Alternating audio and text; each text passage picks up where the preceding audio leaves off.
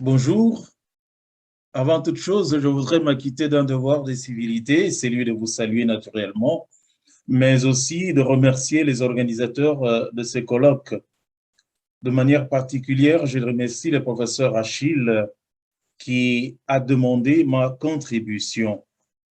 En fait, je profite de cette conférence pour présenter mon livre qui s'intitule Sur l'autoroute de l'information numérique, le journalisme citoyen en RD du Congo face aux défis de la post-vérité.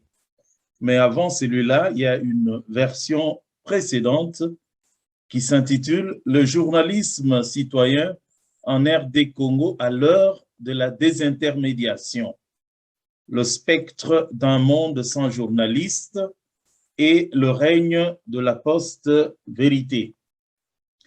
Pratiquement, c'est intitulé que les organisateurs ont repris pour ma conférence. Mais c'est pratiquement la même chose, même si je dis le journalisme citoyen en République démocratique du Congo. Je peux aussi dire le Congo ou la République démocratique du Congo et son journalisme citoyen. Laissez-moi partager avec vous quelques diapositives. Le journalisme citoyen en RD Congo. Le journalisme en RDC à l'heure de la désintermédiation. Clic, c'est ce que je viens de faire, et c'est parti. Un petit mot, en fait, mais qui semble menacer toute une profession. Clic, c'est parti. Clic, ça y est. Ce mot peut à lui seul résumer toute la pratique liée à l'usage des nouvelles technologies. Clic, c'est aussi le mot qui indique toute navigation ou toute opération de Go sur le net ou en informatique. C'est en fait un condensé de la nouveauté de l'ère numérique et électronique. Tout y passe et il passe tout. Clic, c'est un geste qui dure juste une seconde et qui fait voyager les nouvelles d'un bout du monde à l'autre. C'est lui qui fait accéder au contenu caché derrière un lien. C'est toujours le clic qui noue le contact et permet l'écoute ou la vision d'un élément sur un support électronique. Dans le cadre de l'information numérique, le clic est l'accès à l'autoroute communicationnelle et informationnelle qui relie les deux pôles du monde en une seconde. Derrière chaque clic se cache un nombre indéfini d'opérations et d'éléments que les non-initiés ne sauraient vraiment comprendre ni même imaginer. Le clic pour souligner un document, le clic pour signer, le clic pour voter, le clic pour approuver, le clic pour dire j'aime, le clic pour acheter, le clic pour se livrer aux mains des malfaiteurs, le clic, le clic, le clic, tout est au bout du clic finalement. Clic, c'est enfin le symbole de la menace au métier du journalisme professionnel. L'arrivée des puissants outils de la technologie actuelle, avec à leur centre la révolution de l'Internet, a conduit à une nouvelle manière de faire le journalisme. Une manière qui donne plus de voix aux sujets destinataires de l'information, au point de faire de ces derniers un interlocuteur et un interactant entièrement participatif. Ce rôle participatif des citoyens dans le processus informationnel a engendré le concept de journalisme citoyen. Ce dernier se présente comme l'appropriation de l'espace ou du processus informationnel par les citoyens sur un fond de prérogatives démocratiques. C'est une sorte de revanche de l'homme de la rue en matière de l'information. Ce nouveau journalisme naît donc comme une alternative au journalisme traditionnel, avec l'ambition de relever le défi de la vérité et de l'objectivité contre un système d'information décrié et accusé de manipulation, de cadrage, de censure et de désorientation. Vu de manière pessimiste, le journalisme citoyen sonne le glas et présage la fin prochaine de la profession de détenteur du quatrième pouvoir. C'est normalement aux journalistes que revient le pouvoir de chercher, de contrôler, de traiter et de diffuser l'information au sein de la société. Autre temps, dirait-on, parce qu'aujourd'hui, tout citoyen est capable de cela. Il suffit pour lui d'avoir un téléphone et un réseau Internet. Le contexte d'origine du journalisme citoyen relativement positif le prospecte comme une manière de contrer la manipulation de l'information par des pouvoirs obscurs, en livrant au public des versions plus vraies des faits, sans censure ni contrôle. Ce journalisme naît dans la vague du populisme qui emballe les masses et les oppose aux institutions. On serait amené à dire que le quatrième pouvoir est tombé dans les mains de ceux qui n'en connaissent ni le jeu, ni la professionnalité, et qui ne savent même pas le contrôler. Comme on peut le voir, c'est dans le sillage de la démocratisation et de l'émancipation que cette manière de faire le journalisme naît et se développe. Cette intuition de départ n'est certainement pas restée immaculée. Aujourd'hui, c'est un véritable poudrier et un espace de confusion que les internautes, improvisés journalistes, convoitent et apprivoisent. La vérité poursuivie et recherchée a cédé la place à la post-vérité et aux fake news, à la superficialité et à la légèreté. Comme cela arrive souvent, chaque fois que l'homme a l'occasion d'utiliser sa liberté sans le moindre contrôle, il en abuse. Et nous sommes devant cette situation. Ce qui hier était l'art des professionnels est laissé à la créativité ou mieux à l'improvisation des désireux. On se trouve sur cette autoroute de l'information sans code de route, sans panneau de signalisation, où tout semble être permis, caractérisé par des pratiques fâcheuses pour la profession journalistique. Ce journalisme citoyen, en quelque sorte, dévalorise, banalise un métier qui hier était en honneur. Et le spectre d'un monde sans journaliste est désormais dessiné et la profession journalistique se sent menacée. Le journalisme citoyen, cette nouvelle vague qui permet de s'exprimer et de véhiculer les informations sur Internet, dans des chats, des blogs, des chaînes de YouTube, a fait vaciller les professionnels de l'info. D'un coup de clic, un métier est sur le point de disparaître. L'avènement de cette ère nouvelle est caractérisé par l'indistinction entre le vrai et le faux journaliste.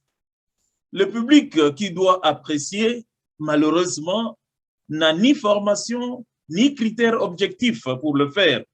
Et souvent, on acclame qui n'est pas doué. Allez-y voir les commentaires qu'on met sous les publications sur YouTube. Vous verrez que quand on félicite quelqu'un, on lui dit « vous êtes un bon journaliste, une bonne journaliste », mais ce n'est pas par rapport aux règles du journalisme, mais par rapport à ce que le public imagine que c'est ça les journalistes. Le public, de son côté, ayant perdu la boussole d'un vrai journalisme, est dépourvu de tout critère d'appréciation et de jugement de la qualité du produit final. C'est en fait un public façonné selon les règles du nouveau monde, un monde mou, très flexible, sans trop de lignes de démarcation entre couleurs, entre tendances, entre murs. C'est un monde liquide, un monde où règne le relativisme. Étant donné le rôle participatif et actif du public dans ces processus, le manque de ces indicateurs est suicidaire.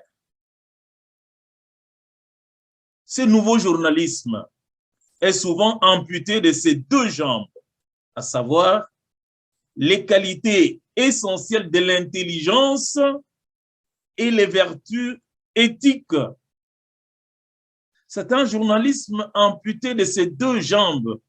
D'un côté, les qualités intellectuelles, l'intelligence, et de l'autre côté, les qualités éthiques ou morales. La désintermédiation est le maître mot de ce processus informationnel et communicationnel. Et l'affaiblissement des frontières traditionnelles entre sources, médias et publics réactive l'imaginaire d'une communication désintermédiée où les contenus rédactionnels circuleraient hors des circuits médiatiques traditionnels. Les exemples d'une telle communication et d'un service d'information désintermédié pleuvent de partout.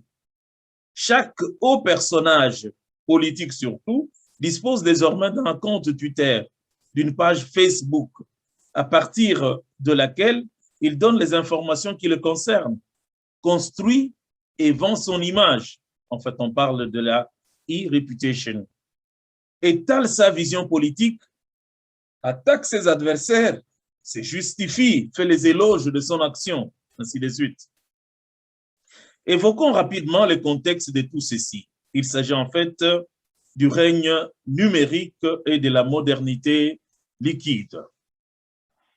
Ici, je m'en vais rapidement vous donner simplement, selon certains auteurs, les catégories des habitants du monde numérique, parce que désormais, nous vivons un espace. Le numérique, ce n'est pas seulement un outil, mais c'est tout un monde dans lequel nous vivons. Et on distingue trois catégories. Il y a ceux qu'on appelle les digital natives, c'est-à-dire des natifs digitaux, avec trois sous-catégories. En fait, ce sont, comme vous voyez, des gens qui sont nés avec les numériques. Cette étude est de 2011. Alors, ceux qui, en ce temps-là, avaient de 0 à 12 ans sont appelés les natifs digitaux purs. C'est quoi? C'est-à-dire des gens qui sont nés avec la naissance des ordinateurs.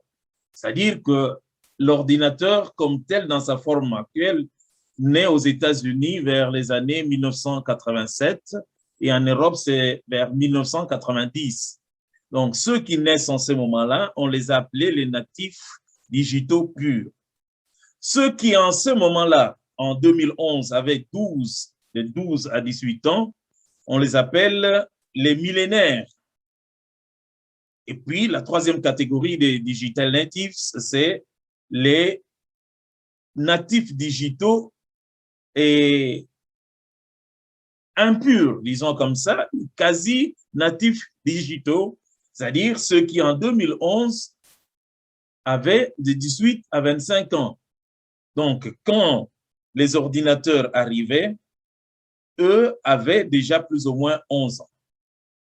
La deuxième catégorie, ce sont les digital immigrants, les immigrants ou les immigrés digitaux. Et c'est la plupart d'entre nous, c'est-à-dire ceux qui ont appris à entrer dans le monde numérique alors qu'ils étaient déjà grands. Et puis, il y a la troisième catégorie, la catégorie des digital tardies. Ce sont ceux qui vraiment ne pourront jamais apprendre. La manière simple de distinguer, de faire la différence est celle-ci. Mettez ces gens-là devant un tableau, devant un écran au mur. Vous verrez que le digital tardif, c'est-à-dire celui qui n'a vraiment pas le tact numérique, il va chercher un morceau de craie ou il va chercher du charbon pour écrire. Tandis que le digital, l'immigré digital, lui, il va chercher un clavier. Et le digital native, le natif digital, lui, c'est plutôt par tact. Il va chercher à toucher l'écran. Donc, c'est pour vous dire que chaque catégorie est désormais marquée par cette manière de faire et même conditionnée. Je vous fais, disons, grâce de cette partie que j'avais préparée où j'explique plus ou moins quelle est la mentalité de ces jeunes gens qui sont nés à l'époque numérique, à l'ère numérique. Ils sont façonnés par ça dans leur manière de réfléchir, leur manière de faire, leur manière d'apprendre, leur manière de se mettre en relation avec les gens. Mais la question qui saute aux yeux ici, c'est comment faire une telle classification au Congo? Je trouve que c'est vraiment difficile. En fait, au Congo, on ne saurait pas parler ni de digital native parce que, en fait, il n'y a pas d'enfants qui naissent avec ça. Il n'y a pas d'enfants qui se familiarisent avec ces instruments dès leur naissance. On ne saurait pas aussi parler vraiment de digital immigrant dans la globalité, dans la généralité de la population. Parce que, comme nous le verrons, l'accès à l'Internet est vraiment, vraiment très, très, très bas. Donc, beaucoup de gens ne savent même pas ce que c'est. Et alors, la question de fond est de savoir où classer le peuple congolais, où classer les enfants congolais. La vérité est que nous sommes un alphabet numérique. On va y revenir. Alors, voyons maintenant ce que c'est le journalisme citoyen. C'est quoi ça, le journalisme citoyen en question?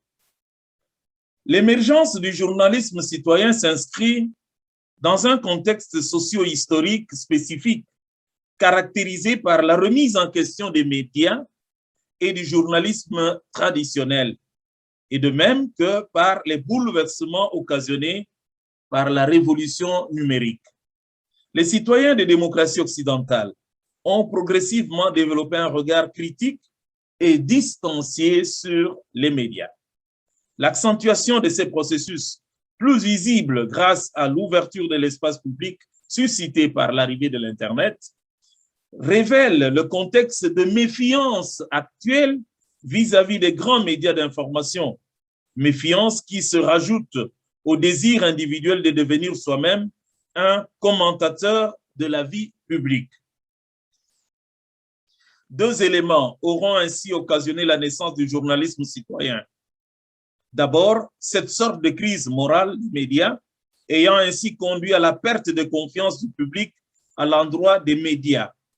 Et ensuite, les facilités offertes par l'Internet. Ces médias alternatifs se sont donc développés sur base d'une critique radicale des médias et du journalisme. On assiste au développement d'alternatives aux médias classiques par la possibilité d'une appropriation collective des médias et l'instauration des dispositifs de prise de parole ouverts sur base d'un fonctionnement horizontal des médias et d'une structure démocratique égalitaire. Avec les avancées technologiques et l'avènement du Web 2.0, où le web social, où les interactions sont possibles, les publications sont possibles, ce phénomène va aller grandissant. Les individus ont dorénavant la possibilité d'interagir avec les autres, de produire et de diffuser des contenus, de commenter un contenu en ligne. Les critiques acerbes contre le pouvoir des médias et contre un journalisme orienté ou géré à dessein ont donc trouvé écho favorable et une expression concrète sur le web. C'est bien cette expérience qu'on appelle journalisme citoyen ou journalisme participatif ou encore journalisme amateur, journalisme ordinaire ou enfin citoyen reporter. C'est quoi ça du point de vue scientifique, le journalisme citoyen? Shane Bauman et Chris Willis définissent le journalisme citoyen comme l'action des citoyens jouant un rôle actif dans les processus de collecte, reportage, analyse et dissémination de l'information d'actualité. C'est la participation des non-journalistes au site d'information en qualité de producteurs. L'objectif que s'assigne cette pratique est de fournir les informations indépendantes, fiables, précises, diverses et appropriées nécessaires à une démocratie.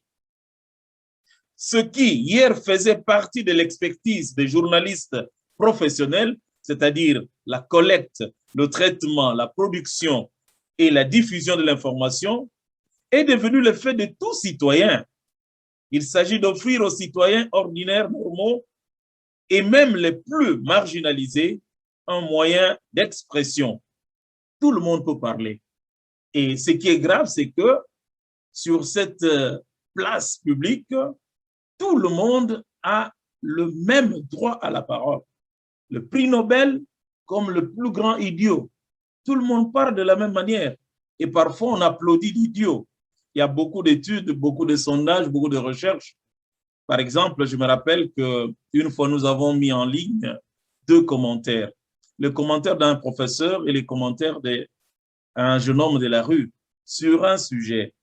Vous savez que celui qui avait obtenu beaucoup plus de likes, c'est-à-dire d'appréciation, c'était ce jeune homme-là. Ce n'est pas parce qu'il avait bien écrit. D'ailleurs, son commentaire était plein d'insultes. Ignacio Ramonet appelle le journalisme citoyen 5e pouvoir et l'oppose au 4e pouvoir que représente la concentration des médias considérés comme menace pour la liberté d'expression et la diversité d'opinion. Le journalisme citoyen est un aspect du média civique qui utilise les outils de communication qu'offre Internet, les sites web, les blogs, les forums, les wikis et les réseaux sociaux. Des millions de citoyens deviennent source de création, d'expression, de documentation d'informations.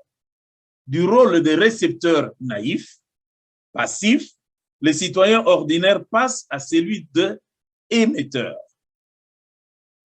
La naissance de Facebook en 2004, l'arrivée en 2005 du canal YouTube, Twitter en 2007 et récemment les services de messagerie instantanée, WhatsApp, Viber, Imo, Instagram, ainsi de suite, ne vont que favoriser, ne vont que propulser l'élan de la participation sur la toile.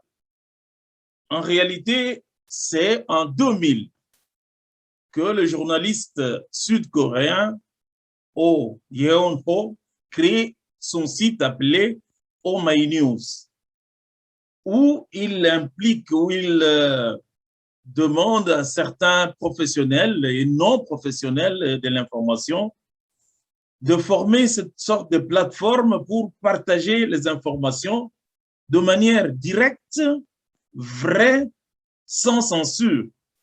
Et ceci reçoit un grand succès, surtout du fait que le président qui était élu à l'époque, le président Roh Moo-hyun, l'avait appuyé. Et ce site-là avait connu un très grand succès. Il avait évidemment joué aussi un grand rôle dans la campagne présidentielle à l'époque. Mais avant cela, en 1963, Abraham Zapruder, avec sa caméra, avait filmé l'assassinat du président John Kennedy. Et on l'a appelé ancêtre du journalisme citoyen parce qu'il avait diffusé ces images en dehors du canal officiel.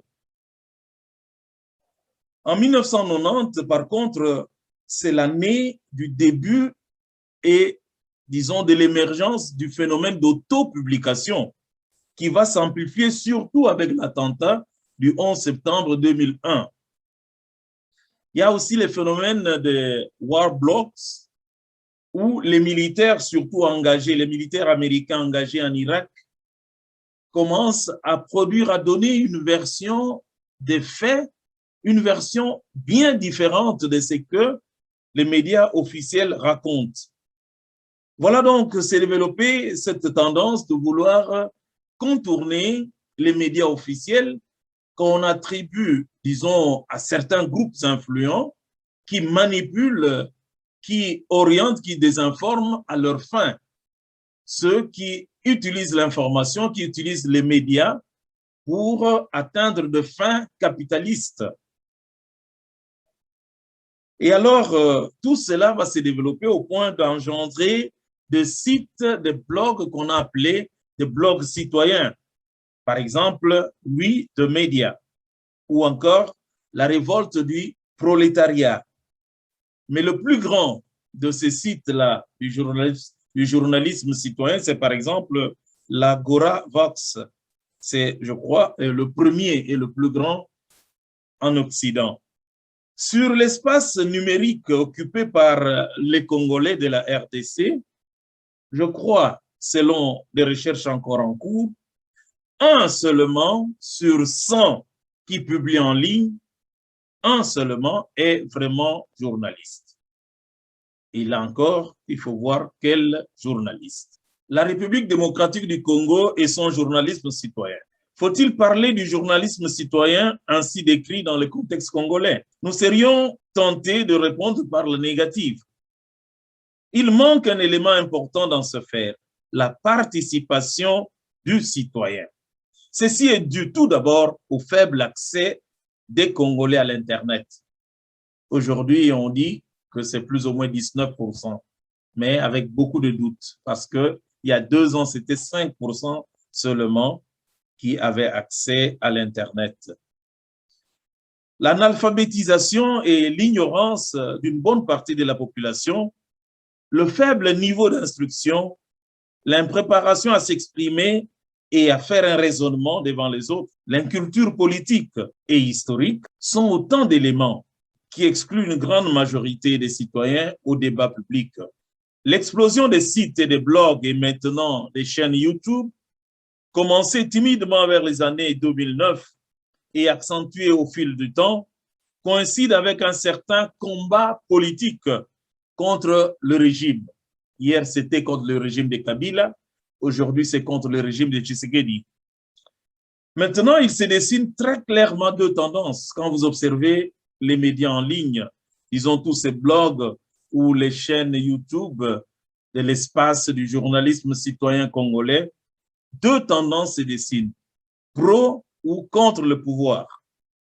L'intolérance, la haine, la propagation de la rumeur et des mensonges, les atteintes à la dignité de la personne et le manque de sens critique, qui sont les mots qui s'accentuent avec la montée des nouvelles technologies de la communication et de l'information, s'ajoutent à une longue liste de problèmes liés à la presse congolaise et qui mettent à dure épreuve l'exercice d'un vrai journalisme. Parmi ces problèmes, on peut citer les problèmes de la presse congolaise, donc, la corruption, le manque de moyens financiers, l'hyperpolitisation, le clientélisme, la partialité, l'accès numériquement faible, le niveau de formation bas de la plupart des journalistes. Le canal YouTube, par sa facilité d'utilisation, offre à tout le monde la possibilité de filmer et de publier sans aucune interposition de censure ni de contrôle. Que des choses de très belles, mais aussi que de pires circulent de cette manière. Et puis, Twitter s'est révélé une caisse de résonance du scoop, un amplificateur incroyable qui assure la diffusion massive et rapide de l'information. Tweeter d'abord et vérifier après, entend-on dire.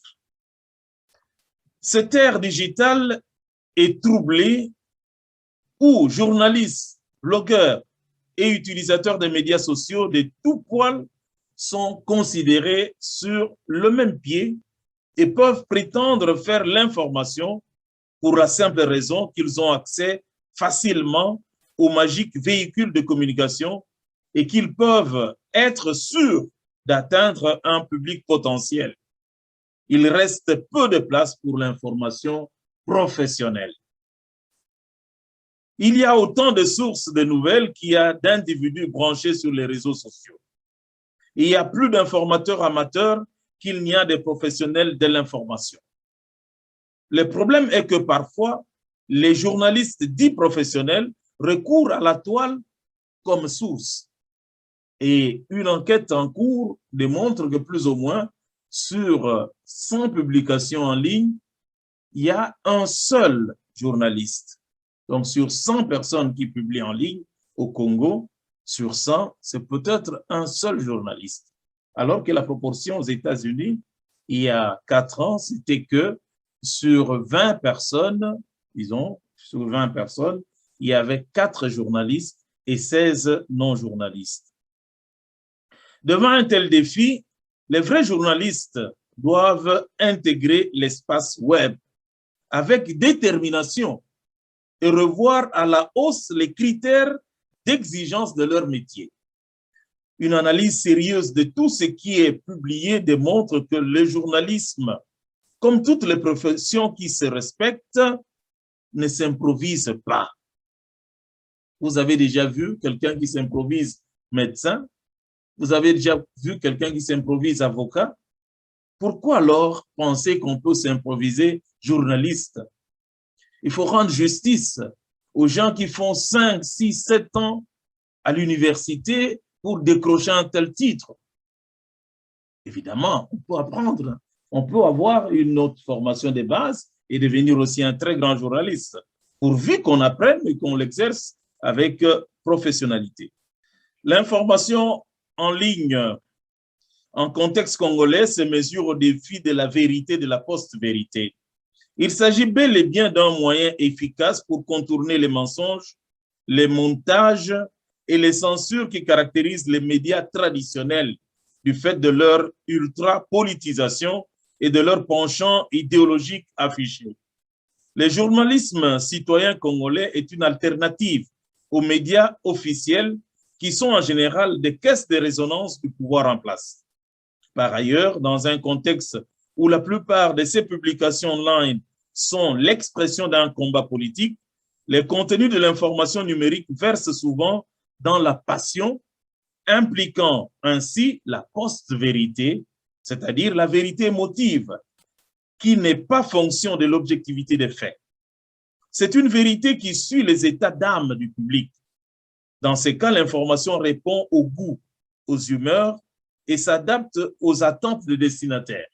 En fait, on dit aux gens ce qu'ils veulent entendre. La plupart de ces médias en ligne préfèrent l'audiovisuel. Ceci s'expliquerait par plusieurs raisons réparties entre avantages et limites. En effet, l'audiovisuel offre l'avantage de répondre au profil auditif et communicatif de l'homme africain congolais, héritier de la tradition orale. Il est donc efficace comme canal. Il n'a pas besoin d'un grand travail pour organiser, argumenter, faire parler les sources pour persuader ses lecteurs. Il donne lieu à l'improvisation facilement. L'audiovisuel a aussi l'avantage de cacher les limites liées à l'incapacité rédactionnelle de la plupart de ces journalistes improvisés. Pour ceux qui écrivent en français, c'est à peine que l'on peut trouver un texte sans faute d'orthographe ou de grammaire. Et même quand ils parlent en lingala, c'est parfois avec peine qu'on y décèle une logique et une consistance cohérentes. C'est sous ces vidéos que l'on trouve des espaces rédactionnels éditables où les lecteurs peuvent laisser un commentaire. En parcourant ces commentaires, évidemment, vous vous rendrez compte de la qualité et du niveau de notre public, de notre peuple. Le niveau de raisonnement, les niveaux d'expression, la cohérence et la logique. C'est ici aussi que la vérité devient la multiplication de la fausseté par le travail de la propagation de la rumeur.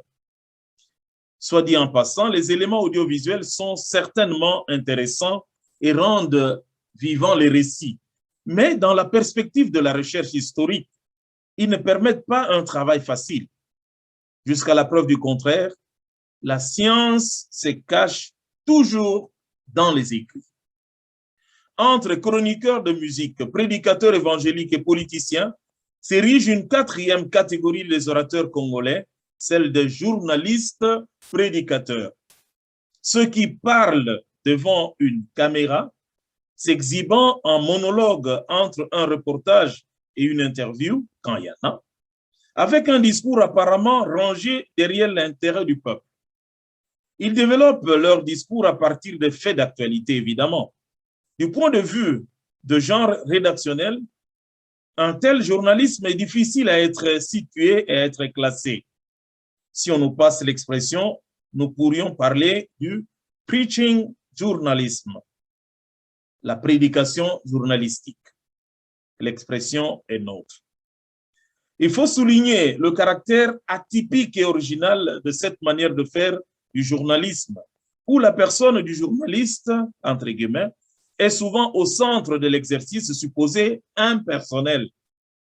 Situé entre un journalisme d'opinion et un journalisme d'interprétation des faits, le preaching journalisme ou le journalisme sensibilisateur glisse vers des prises de position claires et parfois trop tendancieuses ou osées, interpellant, blâmant, critiquant, jugeant, condamnant. Les journalistes prédicateurs défient souvent la répression dont les médias font l'objet. Entre un pamphlet et une auto-appréciation, chacun d'eux se fait prévaloir d'être le meilleur. L'on peut dire que ce genre de journalisme s'apparente à une réflexion à haute voix ou à une voix de sans-voix. C'est presque la figure du guetteur, du veilleur ou mieux, du réveilleur du village africain. C'est ici l'occasion de souligner un aspect positif de cet exercice qui est la surveillance citoyenne et l'éveil patriotique. Il devient difficile pour les dirigeants de cacher les faits ou de les manipuler à leur guise. Certains de ces journalistes se définissent journalistes patriotiques, s'assignant comme but informer pour éveiller la conscience des citoyens. Certains en parlent clairement en termes de journalisme engagé. On reste parfois très surpris par le penchant politique clairement affiché par des journalistes qui, sans se voiler la face, défendent a priori la position d'un parti. L'analyse et l'approche sont clairement orientées à soutenir le point de vue d'une tendance politique. Nombreux parmi ces journalistes, entre guillemets, se revendiquent d'appartenir au journalisme d'investigation. De quoi rire. Mais en réalité, d'investigation dans leur pratique, ils n'ont que de bonnes intentions et de rêves. L'investigation ou la recherche est un aspect du journalisme qui requiert une grande capacité intellectuelle, beaucoup de moyens et beaucoup de temps. Malheureusement, ceci fait souvent défaut dans le contexte du journalisme congolais. Il faut reconnaître que l'exercice du journalisme en RD Congo est modeste. La rareté ou la quasi-absence de certains genres journalistiques exigeants, tels que les documentaires, les dossiers typiques, les investigations, traduit à suffisance les différents aspects problématiques et déficitaires qui caractérisent la presse congolaise en ligne. Par ailleurs, et je finis par là, une vraie question mérite d'être posée. Y a-t-il vraiment une différence objective entre les journalistes formés dans nos institutions et ces journalistes-là improvisés? C'est peut-être de là qu'il faut partir pour comprendre le motif de la relativisation de ce métier. Une telle relativisation commence déjà dans l'organisation même des enseignements.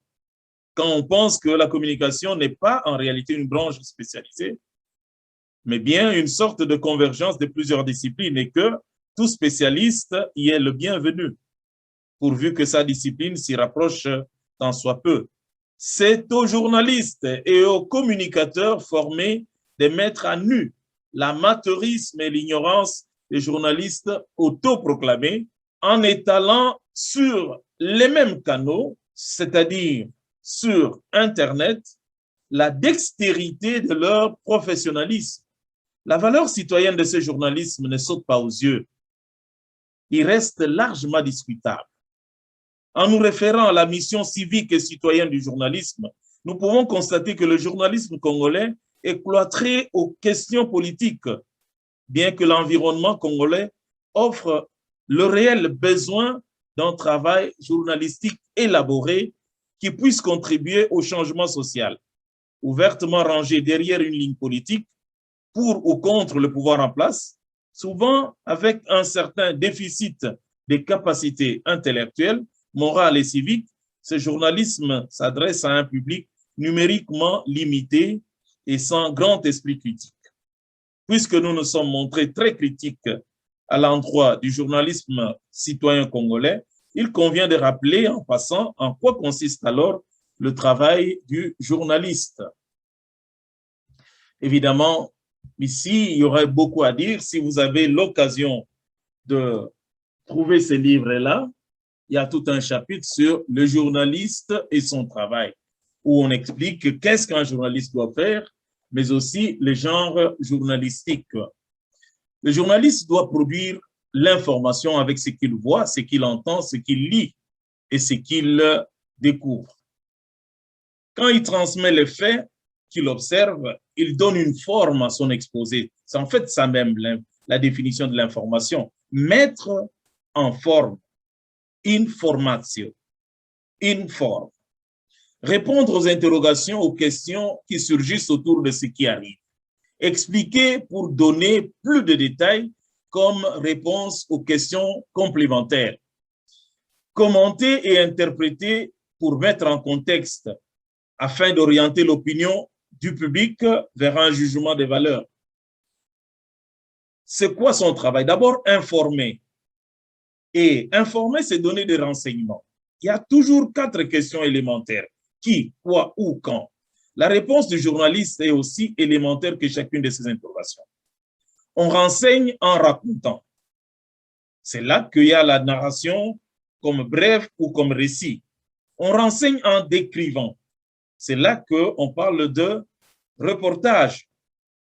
Et puis, deuxièmement, informer, c'est aussi donner des explications.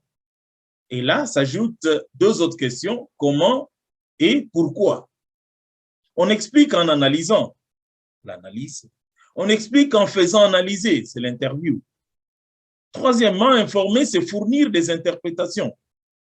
On interprète en évaluant, c'est le commentaire. On interprète aussi en concluant, et c'est l'éditorial.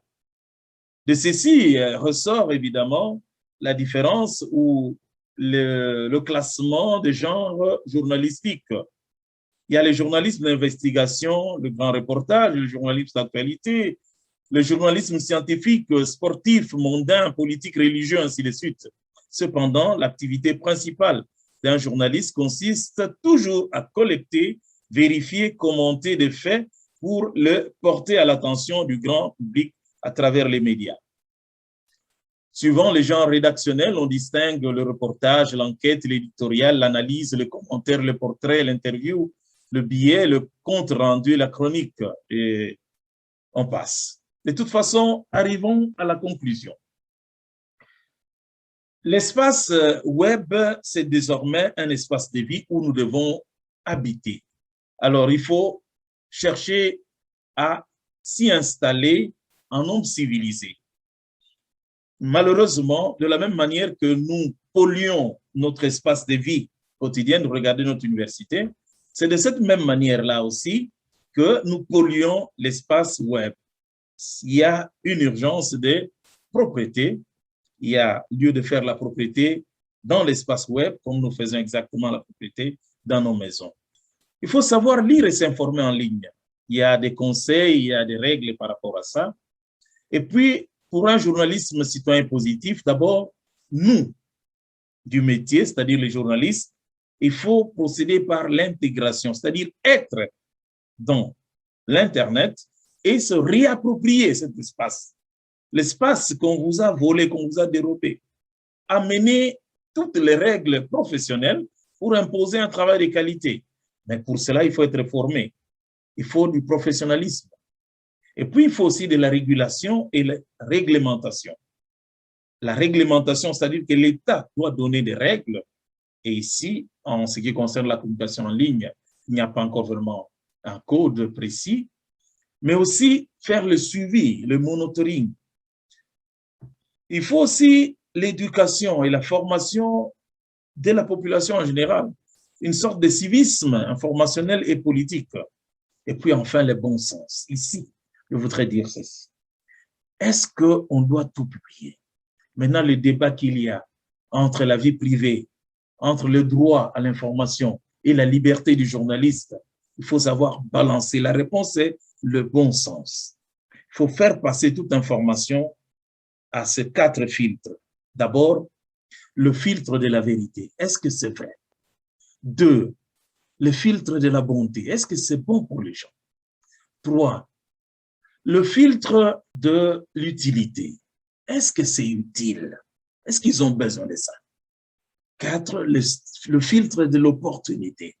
Est-ce que c'est opportun? C'est vrai? Oui, c'est vrai. C'est bon? Oui, c'est bon. C'est utile? Oui, c'est utile. Mais est-ce que c'est le moment de le faire? C'est très important. Allons-y avec notre tête, allons-y avec notre cœur. Voilà, je vous remercie et je voudrais remercier Top Congo pour le travail de qualité qu'on abat. Moi, je suis content. C'est la radio que je suis le plus et vraiment, vous nous faites honneur. On voit qu'il y a du professionnalisme, on voit qu'il y a la qualité et vous faites bien d'émerger. 18 ans, c'est l'âge de la maturité, courage et aller de l'avant. Je vous remercie.